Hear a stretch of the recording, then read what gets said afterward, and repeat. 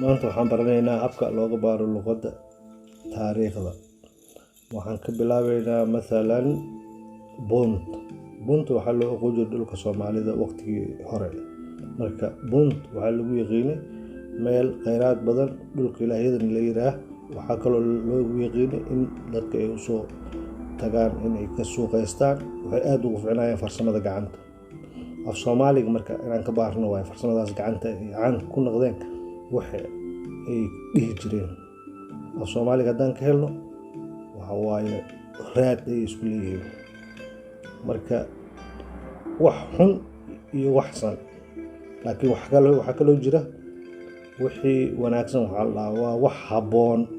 wax habboon macnaheedu waxay u dhigan tahay maada in Germany. wax xun macnaheedu waxa waaye waa Shiinees, waa wax xun de. marka waxaan baranay maanta in laga soo bixiyo hal caddayn oo taariikhii hore ah.